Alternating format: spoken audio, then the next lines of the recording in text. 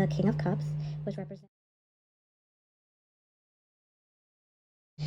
the next card is the King of Cups, which represents Harry, which is a romantic, supportive man. And he starts coming into this is another man he comes into, which is like being a supportive, loving father. Okay, father. I forgot to tell you guys that this card, the King of Wands, also represents father. So this definitely, confirms that this card is about fatherhood. But let's get back to what it's saying. So he becomes this romantic guy, loving, caring, supportive of his wife and his child. And the next card is Ace of Cups, which means that they are conceiving again, which is true. When they were overseas, when they moved to California, they did conceive again, And this card is Knight of Wands, which means that there is someone in the relationship that is a little cocky, that is a little arrogant, that is a little abusive. It could be Meghan, it could be him, it could be both. We know that Harry has temper. We know that Meghan is a little, egotistical and stuff like that. So it also means that they're like going too fast and they're about to crash. They need to slow down. Like they're doing too many things at once. So it's like, yeah, there's some issues in the relationship, but not enough for it to be like, yeah, like this is some seriously problematic situation. No, it doesn't read like that. In fact, it shows that they're sweeping each other off their feet, or this person, whoever's in the relationship, whoever's doing this is sweeping them off their feet. They are in love and they are going with it, okay? And then the next card of Ace is the Seven of Pentacles, which shows that they're enjoying, their hard work is paying off. They're getting what they want, things are going good for them. And they feel like with this next card, Ten of Swords, they feel like they're rising above their haters. They're rising above it. They've gotten what they wanted. And the Empress card comes out, which means that she's basking in her motherhood. She's enjoying her kids. She loves what's happening, But then there's still this feud going on. So like I said before, if the card comes out sideways, it means that it came out this way and this way based on the way I shuffle in a secret technique, okay? So it means both. Like they're enjoying they're basking in this, this success. They're having a good family unit and stuff like that. But on the other hand, there's another family that is going on. We know that's the family that Harry left, which is Prince William, Prince William, Kate, Queen Elizabeth, Prince Charles, okay? Ten of Pentacles is like he's fighting over his inheritance. He's having family feuds, okay? This is going on in the background. So Harry and Meghan are doing good. But on the back end, this is what's causing a lot of turmoil in their relationship. Then this card comes out, the Death card, which signifies to me a physical death, which means we know that Queen Elizabeth died, okay? But also spiritual transformation and also unwilling to let go of things. So it's like spiritual stagnation, spiritual progression, and a real freaking death that occurred, which was Queen Elizabeth. She did die. During the family feud, she did die, okay? But the next card that comes out is the Tower, which reverse, which means that this is an irretrievably broken relationship, and he should not return back to it. He should not return back to that situation because it cannot be rebuilt. It's not even it was never even built on a good foundation to begin with, so there's nothing to rebuild. He needs to walk away from the situation and stop trying to rebuild and stop trying to work it out, and it's causing them a lot of stress and anxiety and pain, and they kind of want to give up, and it's a lot for them.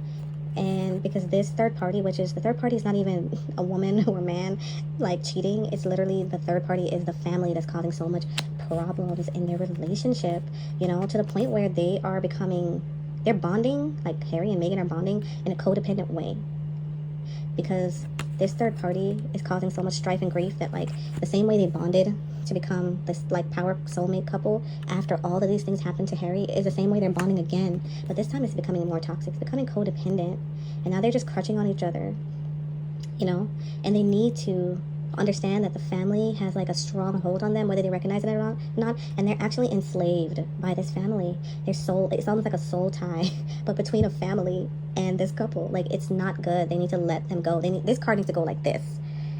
They need to let go of this devilish relationship that they have, because it's causing their relationship to become codependent, and you don't want that. You want a relationship that is like strong and independent, not codependent, or interdependent at least. So the next card is the Justice card, which means the truth is going to come out. Like the truth is coming out, or they're revealing the truth, or the truth is coming out about the situation. And the truth is that Five of Wands is a lot of ego. It's ego. It's competition. Like this feud is competition. And if you really look back on like the previous cards, right, you will see that like it's true if you look at it.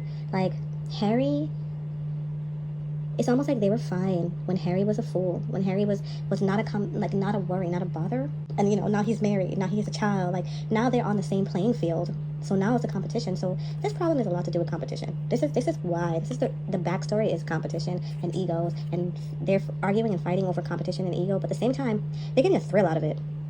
This is a thrill.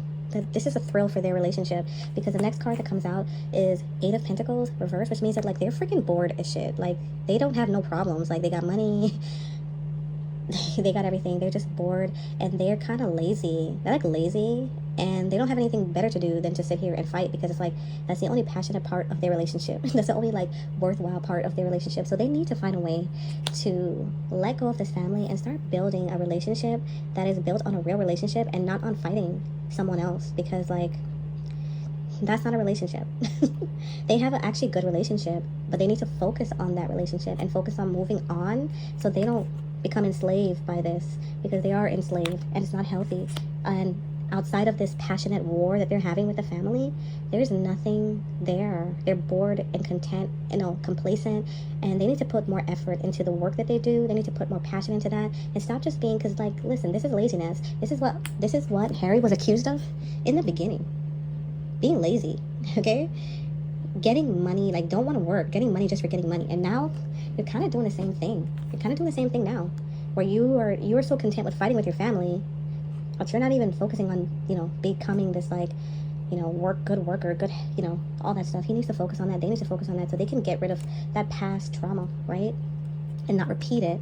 But they have made their mission to fight conventional approaches to life. Like, they're fighting the system. They're trying to make a staple of themselves with the Hierophant reverse. They're trying to make a stamp for themselves as being, like, the people who combated and challenged the system. This is what they want to be there for. But this is a slavery. This is slavery by doing this, because it's like you're fighting a whole system for what? Your whole relationship's going to be based on fighting a system. You have to let this go. It's got to let this go and walk away and start focusing on something else with this Eight of Swords, right? And the next thing it talks about is a Nine of Wands. It's the next card, which means that they're getting weary. They're drained. This is going to cause so much strife to you. Yes, there's a light at the end of the tunnel. But it's like the light at the end of the tunnel it's like you need to focus on something else. Okay? That's what they need to do. Build their own brand. Start putting a lot of hard work into their businesses. Because what they've made the right decision, they're the light at the end of the tunnel. And look, this card comes out, right? Three of Cups, and it's sideways, so it means that this is also true, and this is also true. They're having a lot of celebrations. It's a happy time for them as a couple, but then they have this third party that's causing strife in their relationship. They have to let this family go. They have to let them go. They have to let them go. Okay? Let it go. This relationship is not going to work. There's no rebuilding. Like, don't try to. Don't even look back. Don't even care. Move on. Okay? Because they have the last card of the Lover's card. Sideways, which just means like this and like this. They are soulmates. This is a soulmate card. They were meant to be together. But right now they're on different pages. One probably wants to focus on businesses and whatever, and the other one probably wants to stay fighting because it's like boring or whatever to not fight, or they don't know what else to do. So the truth of the matter is, what the cards are trying to say is that they have a strong relationship, but it's becoming weakened by this family, the third party. And they might, somebody might think that fighting the family will make them stronger, because that's how they originally bonded, is by the pain and strife of the family. But they can move on and make a better business and better relationship, and move on and understand that, like, what happened is not something that, it's not Meghan's fault. Like, I don't know if Meghan probably thinks it's her fault as to why she's so, maybe she's the one that's obsessed with keeping it going because she feels guilty and she's getting accused of all this stuff. But honestly, it's not her fault.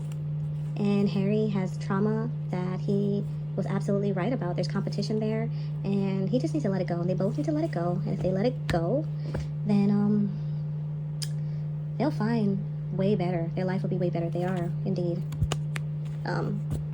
soulmates, twin flames. All right, guys. Don't forget to like, comment, share, subscribe. Let me know if you guys want me to do any other couples, or you want to know any other things, okay, the next one I might do is like maybe on Diddy and Young Miami. But you guys comment below, let me know what you guys think. All right, thank you, peace.